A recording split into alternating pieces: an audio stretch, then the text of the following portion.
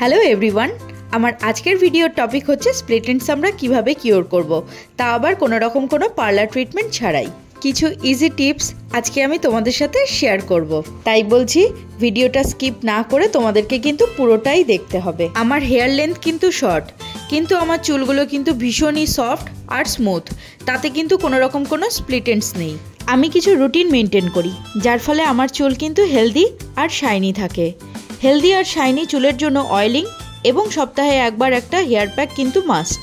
আর আমি যেটা করি সেটা হলো প্রতি 3 মাস অন্তর আমি নিজেই আমার চুলটা ট্রিম করে নিই। এতে আমার চুলটা খুব সুন্দরভাবে বেড়ে ওঠে। যারা চুল বড় করতে চাইছো তাদের উদ্দেশ্যে বলি, তোমরাও কিন্তু 3 মাস অন্তর একবার অবশ্যই ট্রিম করিয়ে নাও, তাহলে কিন্তু চুলটা দেখতে খুবই হেলদি লাগবে।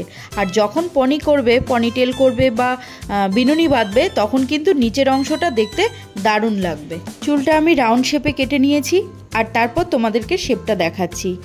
এবার আমি একটা রেমেডি প্রিপেয়ার করব, আর তাতে থাকবে 2 চামচ মধু আর 2 চামচ আমন্ড অয়েল।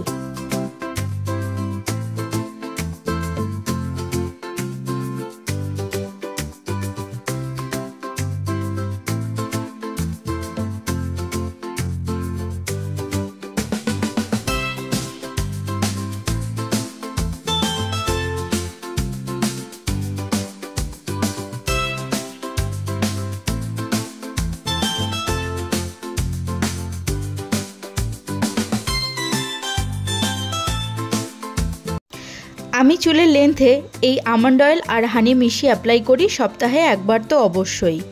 1 ঘন্টা রেখে দিই, তারপর শ্যাম্পু করে নিই।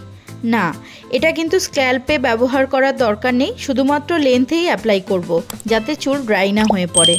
আর চুল যদি ড্রাই না হয় তাহলে কিন্তু স্প্লিট এন্ডের ইস্যুও আসবে না।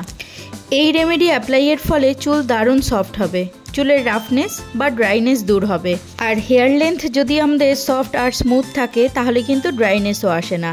আর ড্রাইনেস না থাকলে কিন্তু স্প্লিট এন্ডের কোনো সমস্যাই থাকবে না আমাদের চুলে। আর বন্ধুরা, ছোট্ট ছোট্ট কিছু টিপস তোমাদের সাথে শেয়ার করি, যেটা হলো রাত্রেবেলা যখন শুতে যাবে তার আগে অবশ্যই চুলটা বেঁধে নিয়ে তারপরে শোবে। আর বাইরে যখন বেরোবে যতটা সম্ভব পারো চুলটা কিন্তু বেঁধে রাখার চেষ্টা করো, যাতে ধুলো ময়লা মাথায় না জমতে পারে।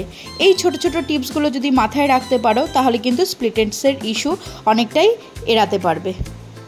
তাহলে আজকের মতো এই পর্যন্তই। দেখা হচ্ছে তোমাদের সাথে নতুন আরেকটা ইন্টারেস্টিং ভিডিও নিয়ে আমার এই হোম রেমেডিস বাই মৌমিতা চ্যানেলে।